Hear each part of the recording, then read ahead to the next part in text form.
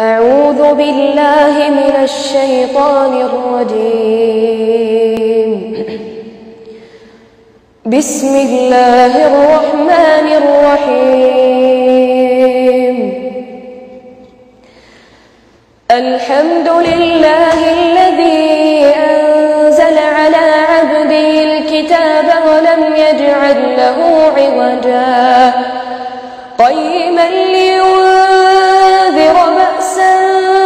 شديدا من لدنه ويبشر المؤمنين الذين يعملون الصالحات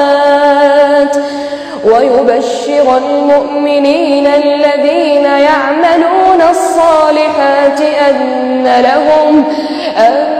لهم أجرا حسنا ماكثين فيه أبدا وينذر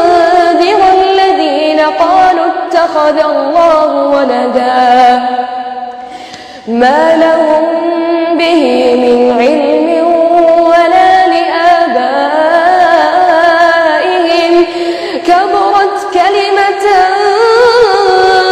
تخرج من أفواههم إن يقولون إلا كذبا فلعلك باخع نفسك على آثارهم إن لم يؤمنوا بهذا الحديث أسفا إنا جعلنا ما على الأرض زينة لها لنبلوهم أيهم أحسن عملا وإنا لجاعلون ما عليها صعيدا جرزا أم حسبت أن أصحاب الكهف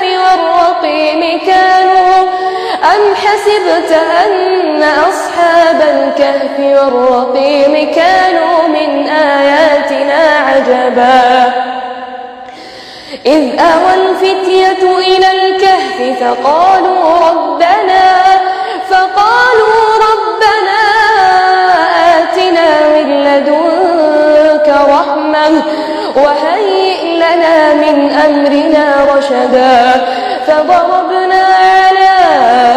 آذانهم في الكهف سنين عددا ثم بعثناهم لنعلم أي الحزبين